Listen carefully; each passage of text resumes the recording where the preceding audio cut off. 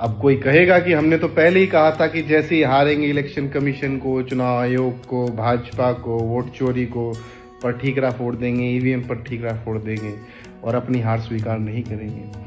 हार स्वीकार करने में कोई आपत्ति नहीं है, हम अपनी हार स्वीकार करते हैं, लेकिन यदि वो हार जनता द्वारा दी गई हो। मैं आपसे 2-3 सवाल पूछना चाहता हूं, बस आप मुझे जवाब दीजिए कि एसआईआर में जो 65 लाख नाम काटे गए, ईसी ने, चुनाव आयोग ने उसकी लिस्ट जारी क्यों नहीं की, और जो 21 लाख नाम जोड़े गए उसकी लिस्ट जारी क्यों नहीं की? पहला सवाल, इसका जवाब चुनाव आयोग दे दे, हम अपनी हार स्वीकार कर लेंगे। उसके अलावा आप बताइए कि चुनाव आयोग ने जितने आरोप राहुल गांधी जी ने, विपक्ष ने लगाए हैं भारतीय जनता पार्टी के नेताओं के 2-2, 3-3 बार वोट करने के, कोई दिल्ली में कर रहा है, फिर बिहार में कर रहा है, कोई दिल्ली में, कोई बिहार में ही 2 बार कर रहा है, तो उन सारे आरोपों के बाद इलेक्शन कमीशन ने उन पर क्या एक्शन लिया? इसका जवाब इलेक्शन कमीशन दे दे।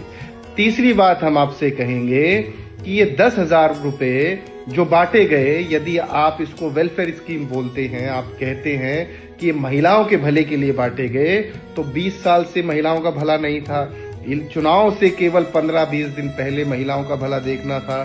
तो उस 10,000 रुपए के सवाल पर भी हम आपसे कहेंगे कि क्या आपको नहीं लगता कि 10,000 रुपए में बकायदा वो वोट खरीदा गया?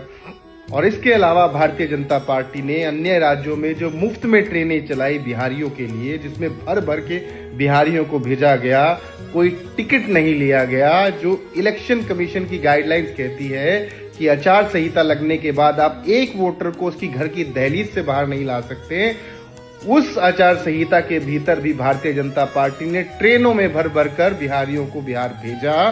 इस पर चुनाव आयोग ने क्या एक्शन लिया?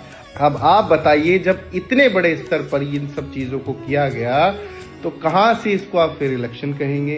कहां से आप कहेंगे कि जनता ने बढ़ चढ़ कर जेडीयू, एनडीए को वोट दिया, भारतीय जनता पार्टी को वोट दिया? ये तो सरासर साफ तौर पर धांधली है कि किस प्रकार से वोटों की चोरी हुई है। और यदि ये फेयर इलेक्शन होता और जनता तब ये निर्णय लेती, तो हम खुशी खुशी इसको स्वीकार करते।